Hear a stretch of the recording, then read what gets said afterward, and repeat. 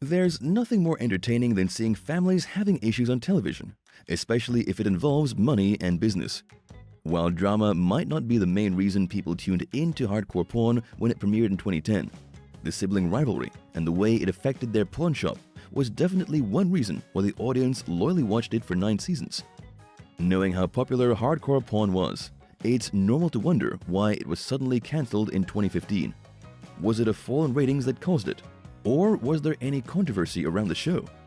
All the details about hardcore porn's ending, how famous it actually was, and whatever its cast is doing nowadays are in this vid, so keep with us to discover it.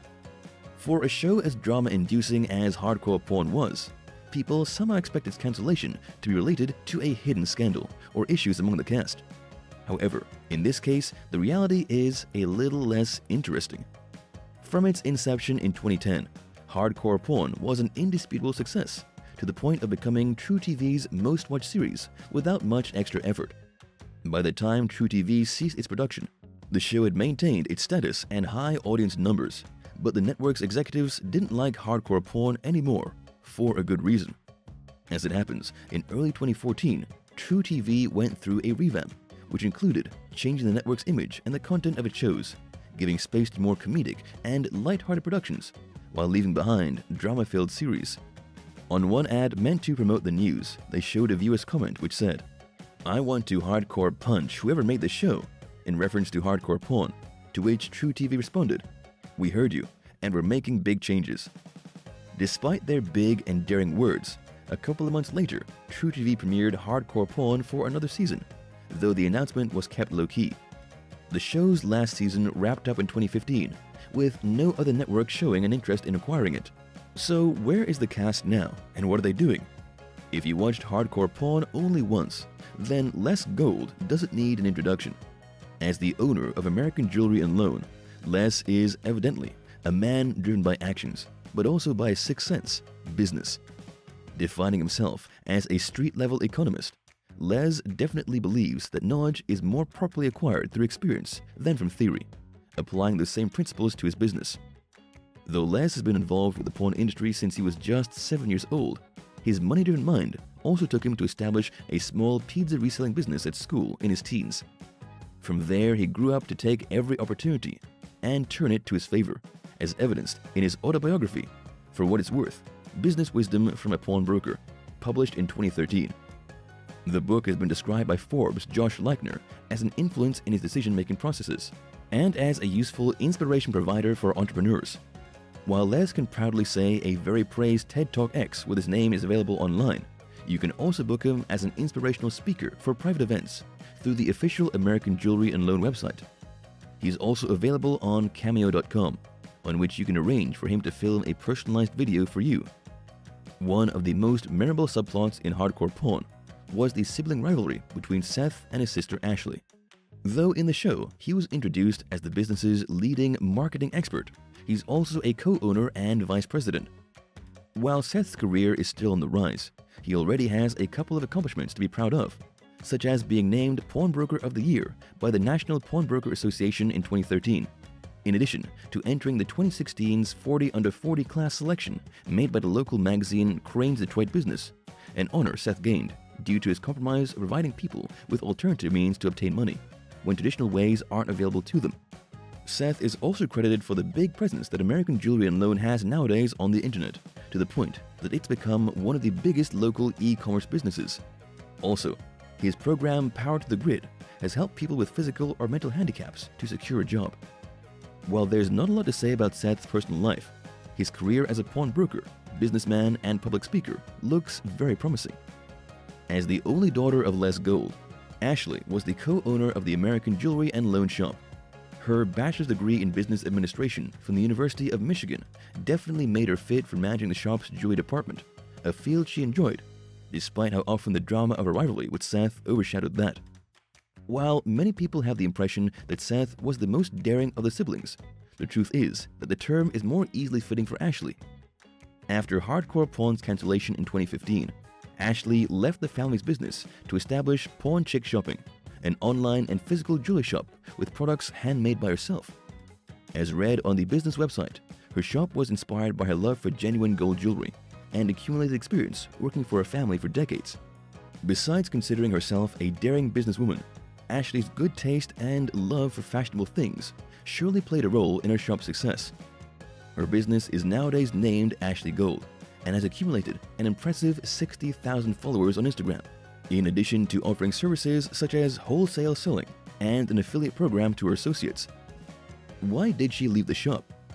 Although it's obvious that Ashley's exit from her family shop was motivated by her desire to become independent, there's more to it. In a 2016 interview she gave to Detroit's local TV station WDIV, working at the American Jewelry and Loan was taking a toll on her, listing reasons such as not having a healthy lifestyle, being overweight, facing a huge workload, and on top of it all, being unable to spend time with her husband and very young children. It's understandable Ashley eventually wanted to find an alternative career that didn't make her personal life so difficult. In addition, she was seen evidently relieved by not having to appear anymore in hardcore porn following its cancellation, as the drama wasn't something she wanted again. However, her experience in the show and working for her family taught her to negotiate, make deals, stand up for myself, which are lessons she found truly valuable in the grand scheme of things. As a fan favorite of hardcore porn, Pyle's appearances in the show were always entertaining to see. Working as the American Jewelry and Loan manager didn't impede him from pursuing a career as a musician on the side, making him a likable guy to the audience. However, Rich's 25 years working in the shop came to an abrupt end after he was fired in the 6th season episode. The incident was quite controversial, as it was deemed unfair to him, and despite apologizing to his bosses, Rich was terminated from the business without being able to talk much about the details of it publicly. "I was not expecting that," he told the News Herald. While his exit from the show and shop altogether caused the rise of many malicious rumors, there were better things awaiting for Rich. It occurred to him that giving a twist to the gold industry would be interesting for TV, a concept that National Geographic Channel picked up to create the show Meltdown with it. As the show's host, Pyle and his team of modern treasure hunters took them on a mission to turn the weirdest junk into gold. Though the show wasn't renewed for a second season, Rich has kept working in the world of entertainment and nowadays hosts the online show Whole Nation. Though the business was of course widely featured in hardcore porn, many former viewers never knew the real history of the American Jewelry and Loan shop. As it happens, the shop's origins go back several years before its actual foundation.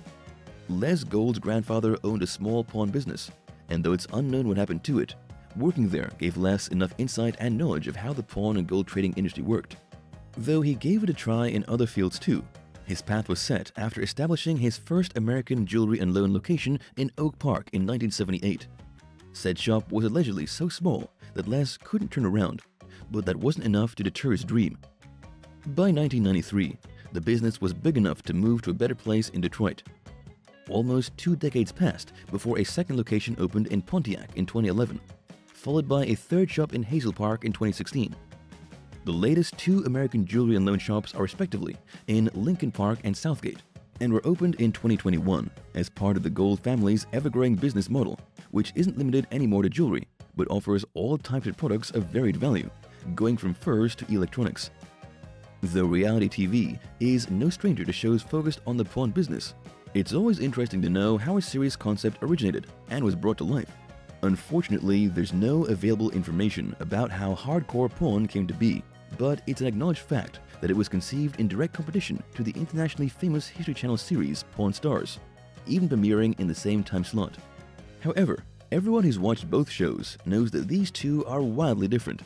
Instead of emphasizing the story or value of every object, the main attraction of hardcore porn is the Gold family's dynamics and the help the shop provides to its clients, something Les was pleased with in the show's premiere. "We're a Detroit-made business that represents what real pawn shops do. Just a wide range of real people who need money," as he told the web magazine Talk of Detroit in 2010. Nonetheless, Les makes sure people know that the shop's purpose is making a profit when seeing a chance, true to his businessman nature. Most successful TV shows spawn follow-up productions, and hardcore porn is no exception. The first spin-off was Combat Porn, which premiered in July 2012 and featured North Carolina's business Guns Plus, a firearm specialized pawn shop mainly managed by veterans. Though the initial concept looked promising, Combat Porn was cancelled after only 7 episodes. Afterwards, a second spin-off, Hardcore Porn Chicago premiered in January 2013. As the name hints it, the show had the same concept as the original, but based in the Royal Pawn Shop in Illinois, managed by Randy and Wayne Cohen. Though this show was a little more successful than Combat Porn, it was eventually cancelled after 18 episodes. Following that cancellation, 2 former employees and the show stars, named Jeremy Jackson and Carl Bell, were arrested in mid-2014 for theft, after looting at least $40,000 in articles from the Royal Pawn Shop. Later that year, the shop's security guard Carl Carlos Diels was unfortunately found dead in his home. Another unfortunate death was of a former star of hardcore porn, David Kapuscinski, who appeared in some episodes trying to intimidate Seth Gold, killed in 2015 in a confusing incident.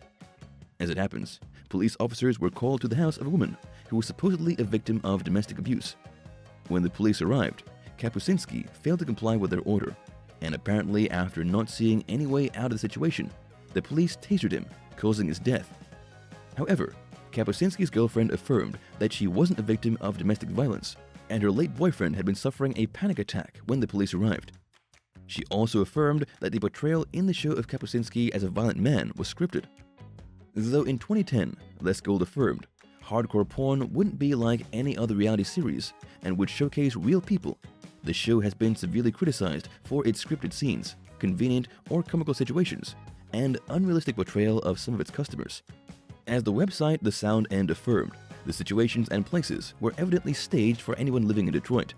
However, the author also said that hardcore porn had an admittedly addictive factor, which was probably the cause of its huge success. Nonetheless, was it fair to judge the show for its efforts to become more attractive for general audiences using the old reality TV tactics?